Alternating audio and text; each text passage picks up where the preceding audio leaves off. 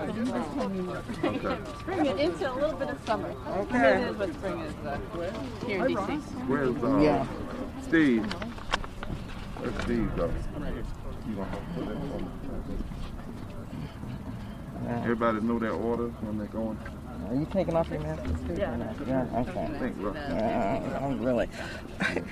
Well, hello everyone, and thank you all so much for joining us for the introduction of our congressional resolution to address the moral tragedy afflicting hundreds of millions around the country. And that, of course, is poverty, low wages, low wealth.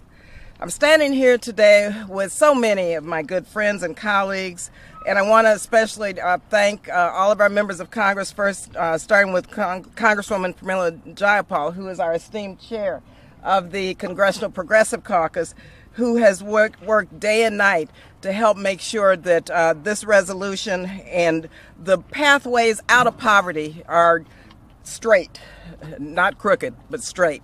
And her leadership and input has been so invaluable in this process. And so many warriors for justice who are here with us. I just want to thank all of you for being here, and everybody will have a chance to at least say 1 minute. We may go a little bit out of order because I'm very pleased to see so many members who I know have something to say about this. And also, I'm so, well, it's an honor, and I'm excited to stand with Bishop William Barber II and Reverend Liz Theo-Harris, with whom Congresswoman Jayapal and myself have worked very closely to develop this resolution on poverty, as well as so many allies, IPS, of course, the Poor People's Campaign. We've had several years of input, listening to people around the country, organizing, and coming up with, I think, is a very profound and moral document, but also a practical, progressive document. Reverend Barber, Bishop Barber, Theo-Harris, and the Poor People's Campaign really are the voice of millions of people from every part of this country, of every background, who are coming together, mind you, and demanding that we do what we can do to end poverty and low wages and low wealth in this country. And they are truly warriors for justice and equality. And I am so proud. I know Congresswoman Jayapal is so proud to have collaborated with them on this and so many issues over the last few years. Our congressional resolution to end poverty is titled The Third Reconstruction, Fully Addressing Poverty and Low Wages from the Bottom Up.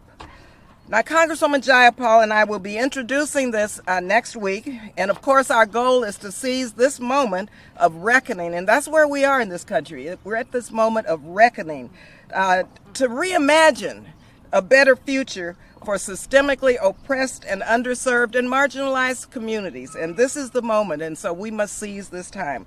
This critical document, it reflects the state of the 140 million, mind you, who are poor, low wealth, and who are, yes, one emergency away from economic ruin. It also commits the political resolve, and that's why so many members of Congress have joined with us in this, because they understand that we have to have a political resolve to address the interlocking issues of injustices, of systemic racism and poverty, ecological devastation, economic inequality, and to denounce the denial of health care, militarism, and the distorted moral narrative of nationalism and white supremacy that seeks to blame the poor instead of addressing systems that cause poverty. So let me be clear. We are facing a poverty crisis in America. The COVID pandemic, it's just exposed and exacerbated the impacts of long-standing inequities that are the results of generational and generations of structural racism in this country and economic inequality. It's unforgivable that 250,000 people die every day due to poverty and inequality alone, and that is what Bishop Barber kept driving home in this resolution. So we have an opportunity to reflect upon our current conditions and establish a new baseline for anti-poverty and social welfare programs to lift people out of poverty. We now stand at a tipping point, so we must address the devastating consequences of these injustices now.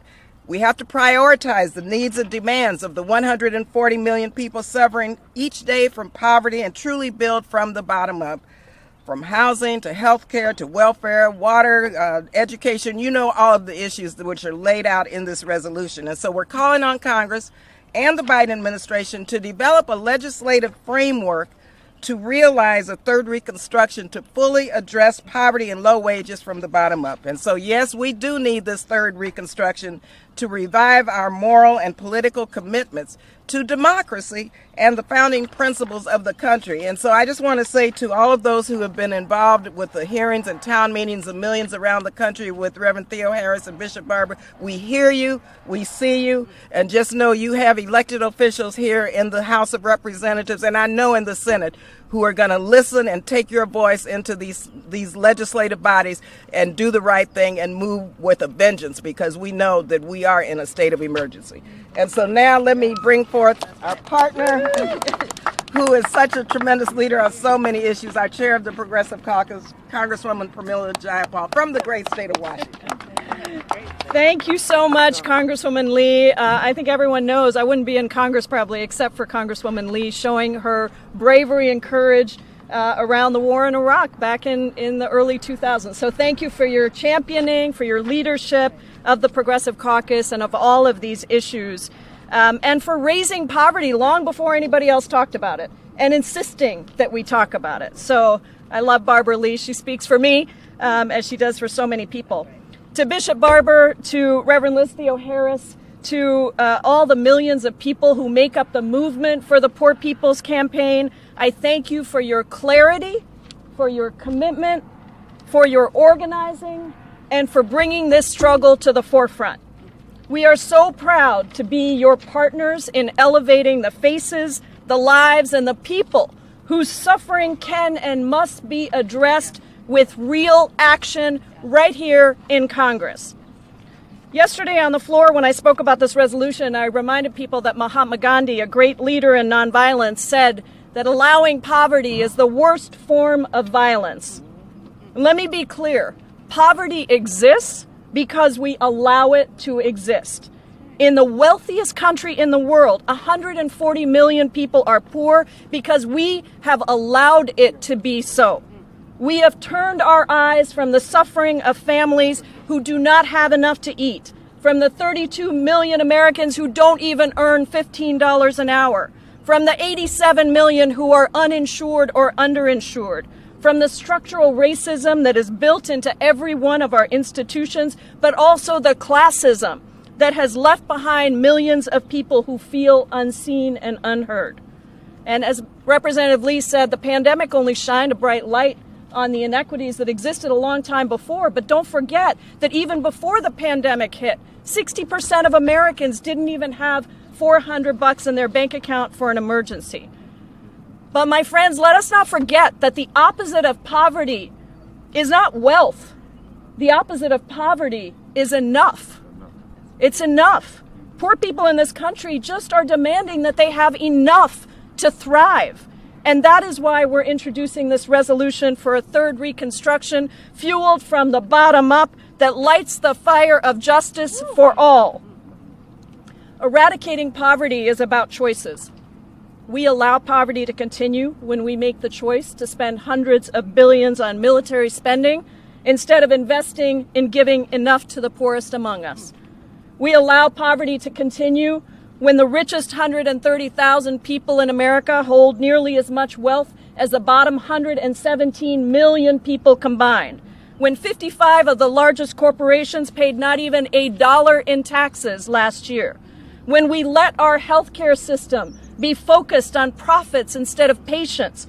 When we do nothing to address white supremacy and anti-blackness, when medical and student debt in this country cripples the dreams of the future for tens of millions of people, when 100 million Americans can't find a playground or a green space within 10 minutes of their home, when indigenous, black, brown, and low-income communities lack access to safe drinking water or clean air, when more than 500,000 people experience homelessness in the richest country on earth.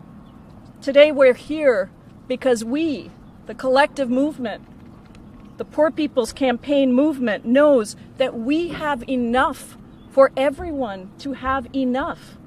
We know that we have the power to end poverty in America. We know that we can fix our democracy and give people their true right to vote and be heard.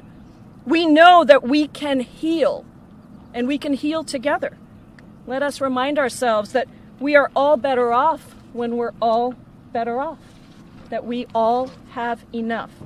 And so even as we improve the American Jobs and Families Plan and make sure that it is big, bold, and fast, that it truly makes a once-in-a-generation investment in housing, healthcare, climate justice, the caring economy, the people who carry us on their backs with their labor, even as we do that, everything we do has to be centered on how we lift up the poor and eradicate poverty.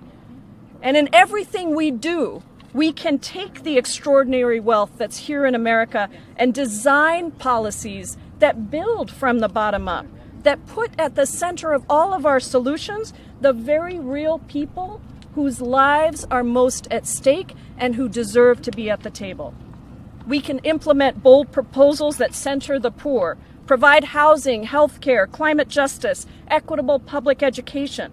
We can bring the realities of what it takes to live in America to the numbers that we use to assess poverty, so that we have a true scale that we can measure our progress on. So this resolution is a roadmap to that future, a commitment that we here in Congress speak with moral clarity and act with urgent determination.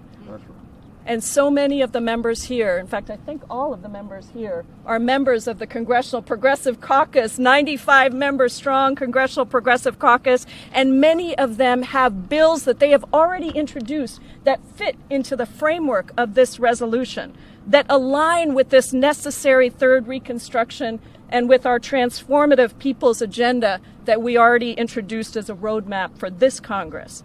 So to all the poor people across this country, we join you in saying that we will eradicate poverty in America. Our movement for justice is strong. Our movement for healing is strong.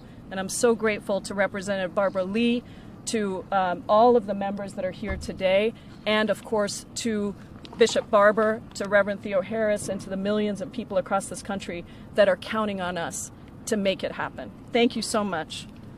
Thank you. Come on, y'all. Just before I come, I want to ask attorney economist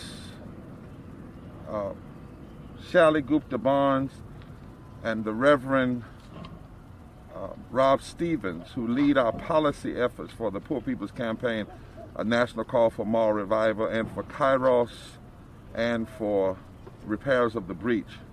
And I want to ask my dear brother John with IPS if he'd stand with them as they're going to lay out, because this is not just a cursing of the darkness, but actually a resolution that says what kind of specific resolve. And then following that, I will say a word along with the Reverend Dr. Liz Theo Harris about this moment we're in and why it must be now. So would you come, and John and Rob, would you all stand together?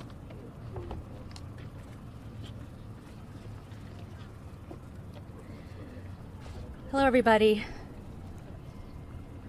I'm Shally Gupta Barnes, and as the policy director of the Poor People's Campaign and a lawyer who has been working with some of the leading policy institutes, experts, and economists in the country, and having worked with, listened to, and organized alongside poor people for a number of years, I know, we know, that this resolution and the policy agenda it will inspire can both begin to meet the needs of the 140 million poor and low-income people, both the 40 million people living below the poverty line and the 100 million people living one emergency above it.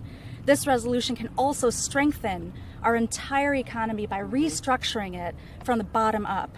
Some of what is called for in this third Reconstruction resolution, as we've heard, is to update the poverty measure and get a true accounting of who is poor, to expand our social welfare programs to fully meet these needs, to enact living wages and protect the right to form and join unions, to provide universal single-payer health care for all and guarantee that everybody has the right to housing, welfare, water, and equitable and diverse public education, to relieve debts that cannot be paid, to expand and protect voting rights and save this democracy, to ensure the rights of Indigenous people and Native people, and establish national commissions on truth, racial justice, and transformation, and on reparations, to enact comprehensive and just immigration reform, embrace a bold climate agenda that prioritizes the poor and those hit first and worst by climate disaster, demilitarize our foreign policy, our borders, and policing, and in fact redirect military spending, implement fair taxes, and break free from decades of trickle-down economics by being willing to spend resources on these programs of social uplift. A moral and a policy and legislative agenda that takes up this vision is not only necessary for the 140 million and the right thing to do, it is also good and sound economics and necessary for the health and well-being of us all. All right, thank you. Thank you.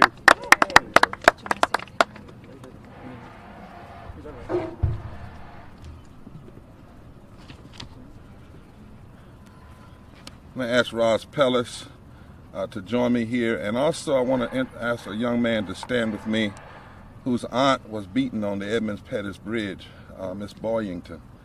He's a young man working with young people that are part of the Poor People's Campaign all over the country. I want to thank Congresswoman Lee and Congresswoman Jayapal and all of these progressive and prophetic, visionary congresspersons who are clear.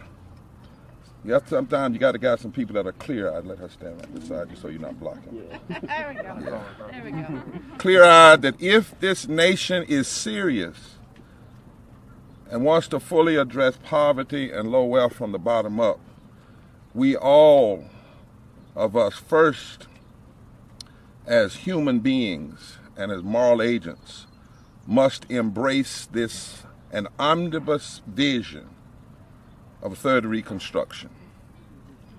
We can't tinker around the edges. We can't pass a little policy here and there every 10 or 15 years. No democracy can claim to be strong when 140 million people, or 43% of its people, are poor and low wealth. That's right. And I want to say to me to get these numbers, that's talking about 52% of children under 18, 39 million children. That's 41%, Congressman Leaf, of our elders above 65, 21 million. That's 42.6% of men, that's 65 million. That's 45% of women, 74 million women. That's 60% of black people, 26 million. That's 64% of Latinos, 38 million.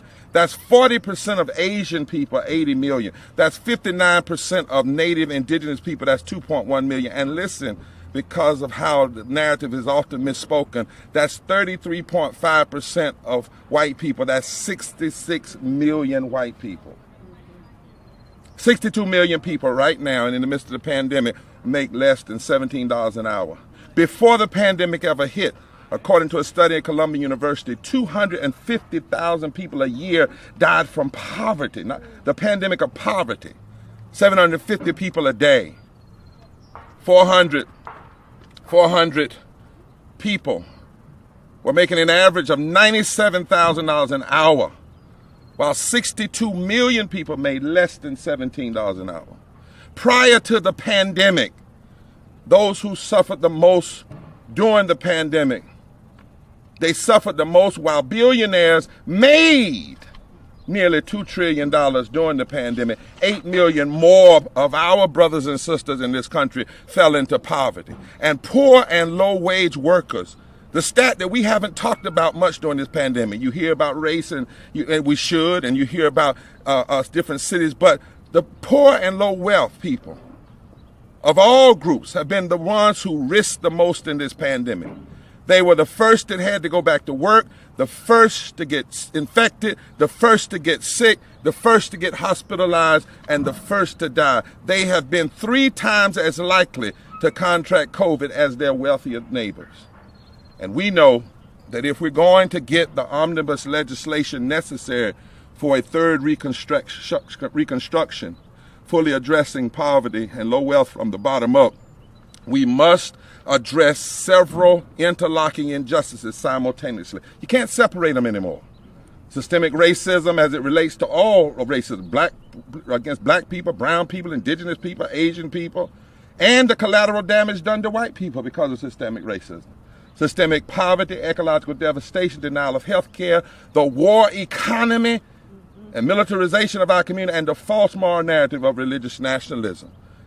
We know that the cost of not addressing inequality is too high. This is the question we ask the media to ask, because we already know what the criticism will be. Well, how much does it cost? But Joseph Stiglitz, a Nobel Peace Prize economist, said for us, this is the real question. What is the cost of inequality? What is the cost of leaving it as it is? This is a moral issue rooted in the commitments of our Constitution, that the first thing we swear to is to establish justice, promote the general welfare, and to ensure equal protection under the law. This is a moral agenda, but a moral agenda from my faith tradition. This is Pentecost week for me as a Christian. And in Pentecost, morality is not just folk coming together and singing we love each other. It is coming together by the Spirit, building a community where there is no lack. So a moral agenda is also a sound economic agenda. We must preach good news to the poor, those who've been made poor because of economic injustice, not because of their personal morality. We must stop the policies that one scripture says robs the poor of their rights. Robs the poor of their rights. We must change how we measure poverty. We must have living wages. We must have an infrastructure bill that builds from the bottom up. We must have, how is it that we can come through a pandemic, a health crisis, and not have as a centerpiece of our agenda health care for everybody that's not connected to their job, but connected to their humanity? We know the stories, and I close here with the stories. We couldn't bring them here because of the pandemic. Some people didn't want to get on the plane. But I stand here today, and I'm bringing to you in my spirit the story of Callie Greer from Selma, Alabama, a leader with the Alabama Poor People's Campaign who lost her son to gun violence, and her daughter died with her looking at her because Alabama didn't expand Medicaid. And she has vowed that she cannot waste those tears. She cannot waste that experience. She says Venus was not called home by God. Venus was killed by a society that denied her medical care. And 3 years ago, right in front of this building, she called on lawmakers to summon the resolve. That's who's behind the agenda of this resolution. I bring to you Sarah Farrington from North Carolina, a Fight for 15 worker, works for less than a living wage. She's a leader, has been a waitress at Waffle House, earning a minimum wage of, guess what, $2.13 an hour. And those were the people who got hurt first in this pandemic. And they only make $2.13 an hour plus tips. A policy of tipping that grows out of post-slavery era in this country. She has struggled for years to make ends meet. She told us how one time she was believing the distortions of religious nationalism and even white supremacy. But at the age of 44, she voted for the first time in her life in this last election. She said, I voted because I voted for the candidates I heard campaigning on raising the minimum wage to $15 an hour, and we're talking about defending workers, dealing with racism, and building from the bottom up. And then lastly, I want to bring to you, and these are 3 women. One is black, one is white. And then I want to bring for you one more lady, Mary Jane Shankin, a Kansas farmer's wife, a registered nurse, and a proud member of the Kansas Coordinating Committee of the Poor People's Campaign. She tells us and she keeps before us the plight of poor farmers. She told us the story of farmers that are committing suicide at high rates because the debt is up to their ears. The problems they have from farm bankruptcies and the lack of health care and poverty. And she said those Kansas farmers are going to organize with those Carolina Fight for 15 workers. We know what we must do. And so Congressman Jayapal and Congressman Lee and all of you that are here, this is what we commit to support this agenda. We will mobilize poor and low wealth people and voters all over this land, of every race, creed, color, people of faith, no faith. We know poor and low wealth people make up 30% of the electorate now, 65 million people. We know that in 15 states, 1 to 25% of poor and low wealth people that are already registered to vote, if they voted, 1 to 25% voted that didn't vote. They can determine who holds every office. Last June, we held a mass poor people's assembly moral march on Washington virtually with 300 partners, 1,500 prophetic clergy council, and 2.4 million people showed up online last June and said we must demand this nation fully address poverty and low wealth. On Monday, we will have a national town hall.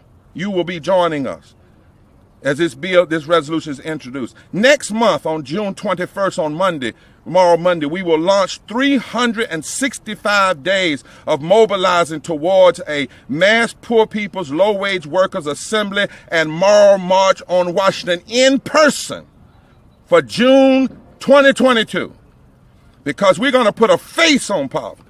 And we promise you that next June 22, you will not hear about people pontificating about the poor. You will hear the poor and low wealth speaking themselves and laying out their power and shifting the narrative. You will see that collection that we say can't come together. White folk from Appalachia and black folk from Alabama and people from California and the Carolinas. And so I close. We know what we have to do. We must have a third Reconstruction to fully address poverty and low wealth from the bottom up. And to those that may criticize, we've already got 2 answers for you, so we're ready. There is no scarcity of resources. Right. Because we've already done a budget too. We know that when we talk about deficit spending, we see it as investment, and it comes back in a big way. Secondly, there is no scarcity of solutions. What we have in this country and have had for far too long is a scarcity of moral fusion, social conscience. And it ends now with us and with this movement. Amen. And we will see the birthing of a third Reconstruction. That's right. Reverend Dr. Liz Steele Harris.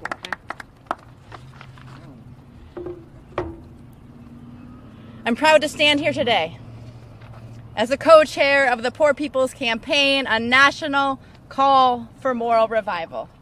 With these powerful representatives, these original co-sponsors of this amazing resolution.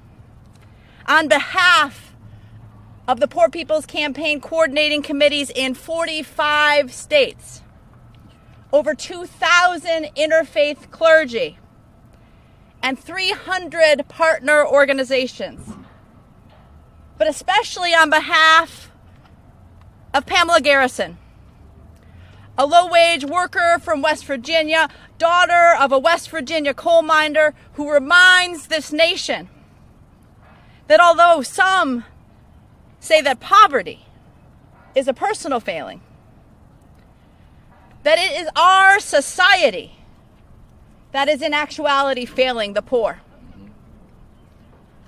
I bring with me the story of Mashyla Buckmaster, a poor mother in Westport, Washington, who when she was homeless lived in a town where 1,000 of the 16,000 residents were homeless, mainly poor white and indigenous millennials.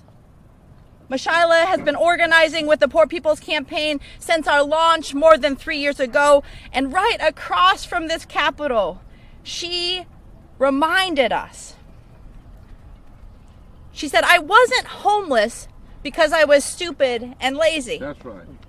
I was homeless because our country has no problem with pregnant mothers being homeless in the dead of winter.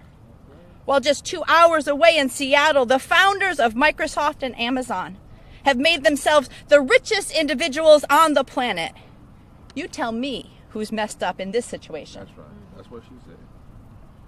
I'm here carrying the stories, the solutions of Fernando Garcia, a leader with the Border Network for Human Rights in El Paso, Texas, who is organizing immigrant communities along the U.S.-Mexico border to end deportation, to end detention who's called on the demilitarization of our world, of our border, and of our interior, who has proclaimed that we need hugs, not walls, and who wades into the Rio Grande River to reunite families separated by poverty and inequality and unjust immigration policies.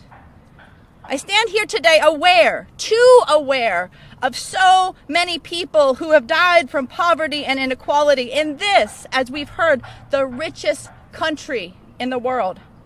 A nation that has the resources to fully address the curse of poverty.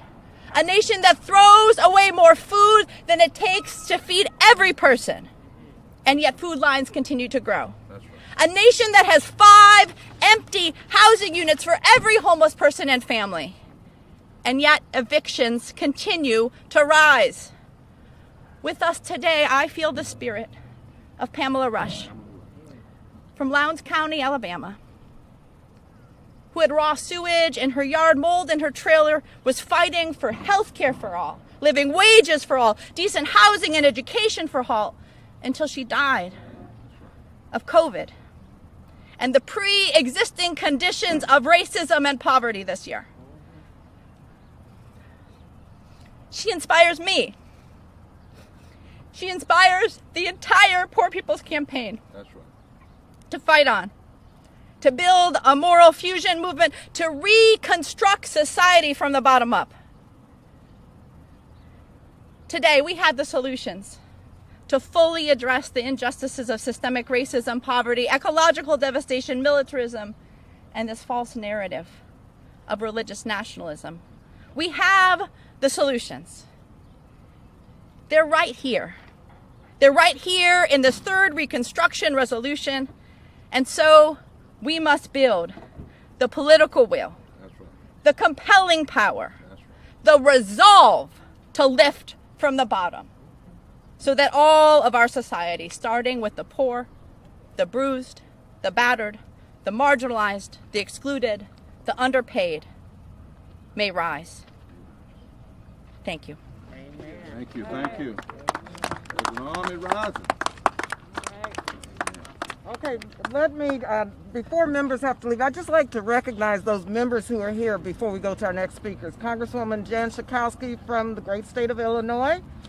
Right. A member of Energy and Commerce Committee. Yes.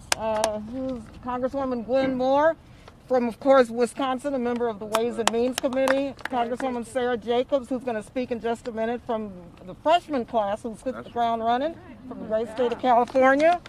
I have Congresswoman Rashida Tlaib, who will be speaking in just a minute, from Michigan. Congressman Danny Davis from the great state Schakowsky of Illinois. Good to see you. Congresswoman Cori Bush will be speaking in just a minute, who's again hit the ground running here in the House of Representatives. And let me just say very briefly, the stories that Reverend Theo Harris and Bishop Barber have raised are so important. We, just in terms of just a bit of background, the stories were told, many at the Budget Committee a couple of years ago. The stories were told at a hearing that we had through the Steering and Policy Committee. The stories have been told and people have been present at the Senate. We had a Senate hearing with Senator Warren, and then our beloved Elijah Cummings was there. Right. And so there's been context for making sure that those who we are talking about today were here in Washington, D.C., presenting their stories in person before the House of Representatives. So just know, thank you for raising them up, even though they could not be here today. And so now I will ask our sister Congresswoman Cori Bush to come forward. Now, Sister Congresswoman Cori Bush is a vice chair. I have the task force, chaired the task force on poverty and opportunity. She's the vice chair of that task force, comes to Congress with lived experiences, but also is on the Judiciary Committee, ensuring that justice and equality for all becomes real. All right. Good afternoon, everyone. St. Louis and I thank you. I always start with St. Louis and I because St. Louis has to be to the front of everything that I do. I represent that district. St. Louis and I thank you, Madam Chairwoman Lee, for all that you do and all that you are, and for being such a great mentor and And the Task Force on Poverty and Opportunity, as well as Rep. Jayapal and Reverend Barber and Reverend Theo Harris for inviting me to speak here today. As the Task Force Vice Chair on Children, Families, and Communities, as a formerly unhoused person, as a nurse, I have seen firsthand how poverty continues to devastate communities like where I'm from in St. Louis. Where I'm from, 1 in 6 people currently lives below the poverty line. Where I'm from, 1 in 4 children lives in poverty and is denied the opportunity to live a joyous and a healthy life. It is our responsibility as lawmakers, to develop the thoughtful policies that address both the root causes of poverty and help people heal from the trauma that it inflicts on our communities. We rise together, all of us today, to renew our national call to end poverty in our country once and for all. As a single mother, a single mom of 2, working for $7 an hour, I constantly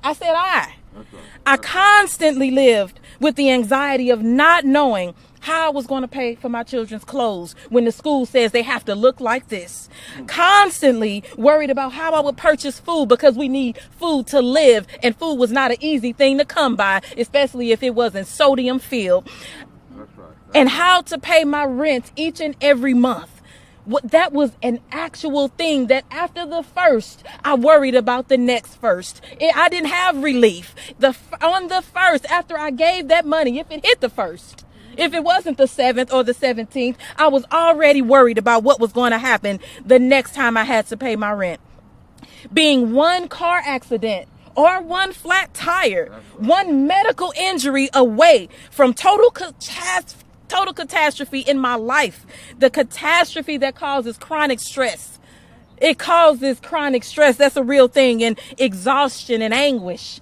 I lived in anguish even though I walked with hope. Let me tell you, just because you're low income and marginalized and poor, doesn't mean you don't have hope.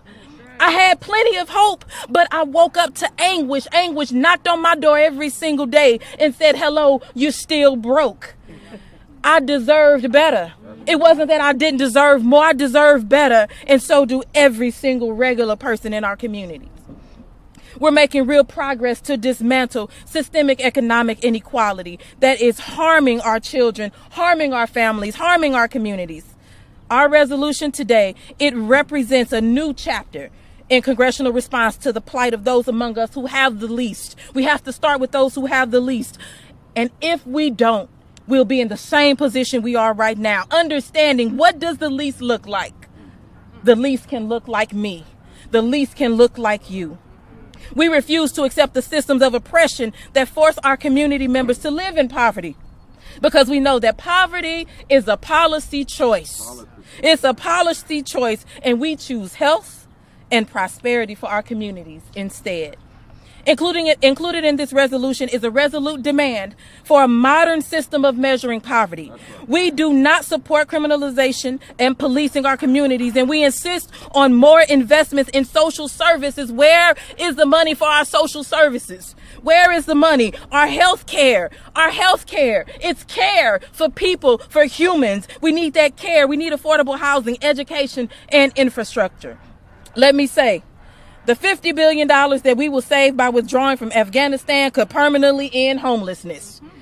Think about that. That's what we mean when we say poverty is a policy choice. It's an act of structural violence on our children, families, and our communities. And with this resolution, we've come together as lawmakers, as advocates, as people of faith, and as people of conscience because we choose affirming life over inflicting violence. I urge my colleagues in the House to make the deliberate choice to put the dignity and the needs of our communities above all else. And I thank my colleagues again for their leadership and partnership in this effort. Thank you. Thank you very much, Representative Bush. We talked earlier about spirit and how when spirits come together, we have no option but to win. That's right. On behalf of the people.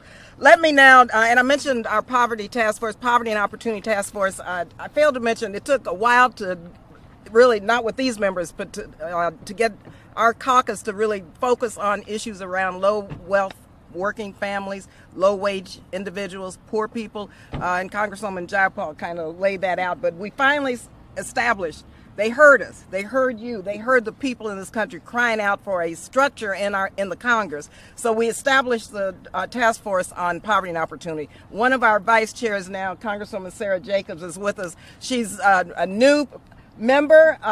She's hit the ground running, but also she's helping us with her freshman class. She's the leader of the freshman class to get co-sponsors on our resolution. So thank you again. Well, good afternoon, everyone. I'm Congresswoman Sarah Jacobs, and I'm honored to be here with some of the leading voices in our country speaking out for a more just society. Thank you, Congresswoman Lee and Congresswoman Jayapal, for introducing this resolution, and Reverend Barber and Reverend Theo Harris for being here today, and all the work you've done for making the case to end poverty. This resolution is about justice. It's about creating a new approach to government and reimagining the kind of society that we want to have. Before I came to Congress, I founded a nonprofit coalition focused on ending the experience of childhood poverty in San Diego County. I know we've heard a lot of stories today, but let me tell you a little bit about San Diego County. We are one of the wealthiest counties in the country. We have Fortune 500 companies, we have mansions on the beach, and yet we have more than 40% of our kids who were living in families experiencing poverty even before the pandemic. And it isn't just in one pocket or one community or one part. It impacts every single zip code in San Diego County and every single zip code in the United States of America. And that's why the Poor People's Campaign is so necessary and this resolution is so important. Because for too long, we haven't talked about poverty. We haven't centered the voices of those who are experiencing it. Instead, we've blamed and punished people experiencing poverty. We put the burden on them to access the services that they're eligible for. We focused on piecemeal approaches that don't actually address the problem, and then when they failed, we blamed the people experiencing poverty themselves. I'm proud to represent the millennial generation in Congress, a generation that's living through our second economic crisis of our adult lives, and one that knows that we cannot work around the edges any longer. We have to think differently and reimagine a better future. We have to reimagine and rebuild a more just and equitable society, one that invests in our future and builds prosperity from the bottom up. We have to build a safety net that focuses on dignity and empowerment. We know that the problems we're facing are deep, structural, systemic, and interlocking. But what we see in this resolution and in this movement is hope, because we can't be overwhelmed by these harsh realities. We need to let the depth of this problem compel us to get started, to start working, to start acting. We've heard from a lot of faith leaders. In my faith tradition, we have a saying: do not be daunted by the enormity of the world's grief. Love justly now, walk humbly now. You are not obligated to finish the task, but neither are you free to abandon it. And let me say one more thing. While this resolution and this movement very rightly centers the voice of people experiencing poverty, it cannot only be the voice of people experiencing poverty who are calling for change. It is on all of us, especially those of us who have benefited from the system as it is, to push for a fairer and more just America. And I'm so honored to be working with you all on this resolution that shows us the way and shows us how we can make an immediate difference. So thank you all so much. Congresswoman Jacobs reminded us that this is really a moral issue. It's value-based, and because of that, we've come together and we know that we're going to win this on behalf of the people. So thank you, Congresswoman Jacobs, and thank you for your leadership on so many issues. Good to see you here with us today. Let me now bring forward my mentee, a good friend from Michigan, someone who came to Congress and said she wasn't going to wait anymore on anything. She brought the issue of water to the forefront in our House of Representatives. She joined my task force, and you don't want me to say what she said to me after a few minutes, like, when Barbara, are we going to get this? You don't even want to know, because we talk like that with each other. But Congresswoman Tlaib, I hope you have hope that our task force with the Progressive Caucus are doing what you said and not just sitting around talking. But thank you so much for everything. We welcome you here today. Why don't you give us a few words. Thank you. Thank you so much to my mentor. The Congressional Progressive Caucus assigned Congresswoman Barbara Lee to me, and I was so incredibly grateful. You probably don't even remember. But we used to meet monthly prior to COVID, and I loved it. Sometimes I did have to have that conversation of like, how do you keep going? But I want to take a moment and really acknowledge this movement. And really acknowledge all those in my district and 13 districts strong, which is the third poorest congressional district in the country. With them, we were able to birth the Boost Act, which would uplift 45% of our neighbors across the country out of poverty, giving them up to $3,000 to $6,000, basic income every month. It's the closest thing to universal basic income. It's because of them, all of them, that I'm here. Fighting against this unbelievably painful experience of poverty in our country. But I want to take this moment because I want you to know, Reverend Theo Harris and Reverend Barber, thank you. Thank you for bringing your faith forward, but also thank you for continuing this fight, even when it seems very difficult. I'd go into any fight with both of you by my side, any fight, honestly. And Reverend Barber knows this. He's been to my district several times. But the COVID pandemic, if anything, just exposed just how broken our systems are, how the processes are so broken. And I really, I want to share with you, being a United States Congress member now, and you hear the horror stories of so many of my residents, they were living check by check, and this pandemic had just hit them so hard. But it's when you hear a mother tell me, when am I going to get my child back into early childhood program? And I said, well, I'm going to find you something. Don't worry, I'm going to get you something online. She's like, you don't understand, Rashida. This is where I can get my child fed twice a day. That's just how painful it is on the ground. And so we really have to really bring those voices forward here in Congress. Congresswoman Lee talked about this waiting constantly. It's because our residents, our neighbors have been waiting far too long.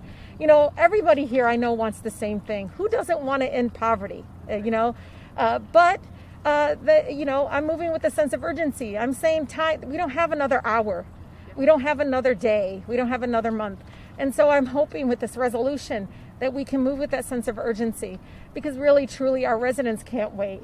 The pain and the generational trauma that we are allowing to continue to happen in our children that are living in poverty, that it's going to continue on. And so I just hope that we really, again, move with, that sense of urgency. I know my residents are so tired. They're so tired, Rev, of being studied.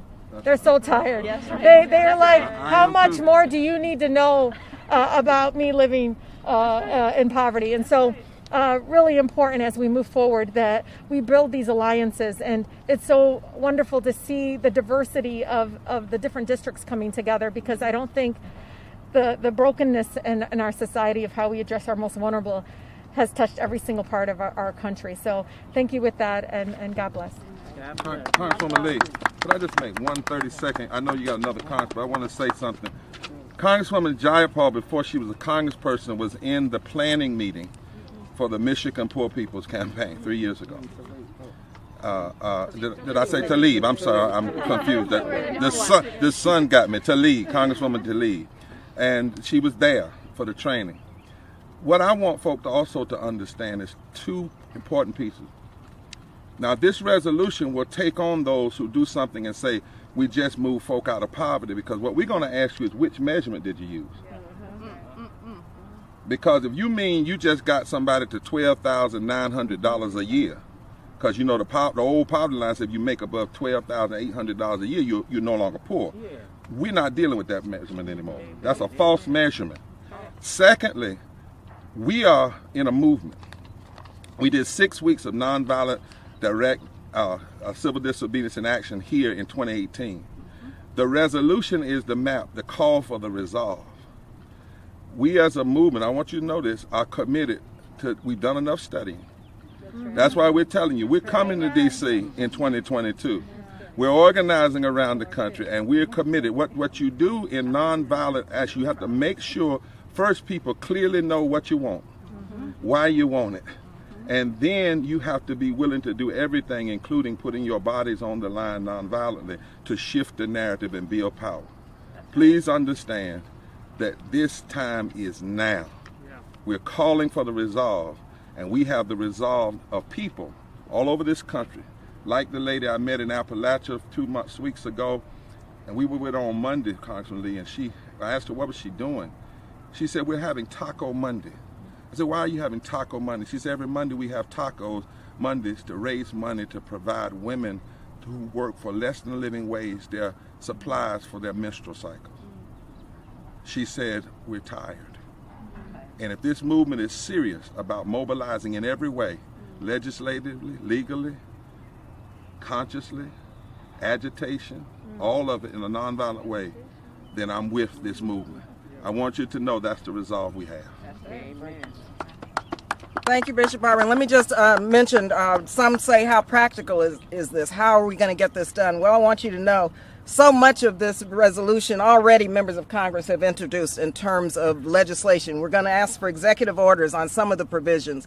The Democratic Party platform, Bishop Barber testified before the platform committee, so many provisions are in the Biden-Harris Democratic Party platform. So just know this is a very realistic document, realistic resolution that not only gives people dignity, but people hope, and we're going to make sure that we get this done legislatively. Now I'd like to ask our colleague from Maryland to come forward, Congressman Jamie Raskin, who is the protector of our democracy, and especially for low-wage people, for poor people, for low-wealth people, for low-income communities. Thank you so much for being part of this. Thank you for being a co-sponsor. Well, thank you so much, Barbara Lee. I'm saluting you and Congresswoman Jayapal for the resolution. Reverend Barber, Reverend Theo Harris, thank you for your extraordinary leadership. I wasn't here, so I don't know what everybody said, so I just want to say two things real quickly, okay? And one is, people sometimes talk about poverty in some kind of abstract pie-in-the-sky way. We cut child poverty by 50% with one vote. Yeah. This is something that is practical. We can do this.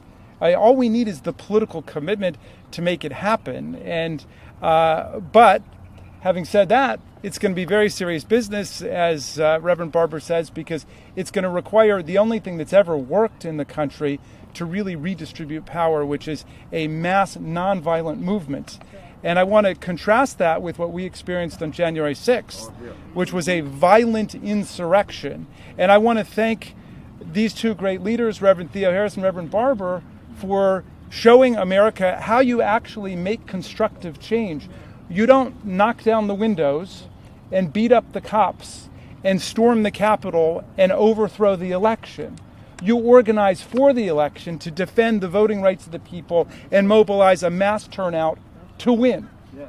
And we know that you're not using violence, even though there are all kinds of undemocratic instruments being used against us. That's right. That's right. Like disenfranchisement schemes and voter suppression schemes and the filibuster and the gerrymandering of our congressional districts. And still, you have made the commitment to nonviolence to move us forward, because it's the only thing that works. Because war doesn't work, and we're seeing that in the Middle East right now. War doesn't work. Forget whether or not you are in principle for or against war. War doesn't work.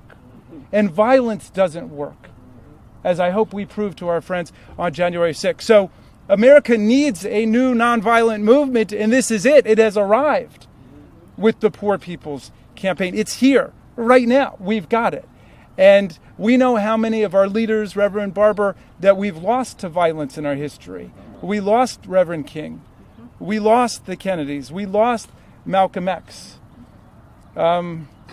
There's been a lot of violence against the leaders of nonviolent movements, and yet nonetheless, that's exactly what needs to happen in order to put this moral issue front and center. This is the moral center of American politics right now. So I'm proud to stand for this resolution and all of the legislation that we're going to organize underneath it, and I'm proud to be with these two great leaders today. Thank you. Thank you, Congressman Raskin. And I failed to mention that he headed the impeachment team and did a phenomenal job in protecting our democracy. So thank you again. And this bill is such an important bill in terms of the democratic rights of everybody in this country. So we look to you for your input and your wisdom and making sure everything is constitutionally sound. So thank you very much. Now, I guess to close us out, I'm going to bring forth another woman of faith, a spirited, persistent woman who I remember Congresswoman Glenmore, when she came here, she was determined to get on the Ways and Means Committee. We talked about the means, and this country has the resources to end poverty. Well, that's all she wanted to do. And a few cycles went by. Finally, Congresswoman Glenmore is a member of the House Ways and Means Committee. Who's helping us with the means to get this done. So thank you again, Gwendolyn. You close us out, okay? The means. That's right.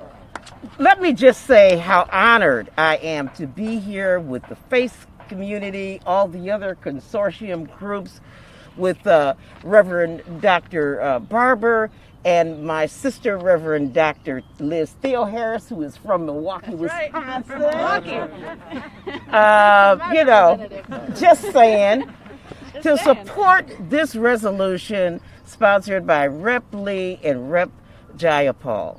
I am telling you that I am just thrilled. You know, I was sharing before this convocation how in 1968, when we had the first Poor People's Campaign, I wasn't even old enough to vote. And, but you know, but I grew up on welfare. I had a baby at 18.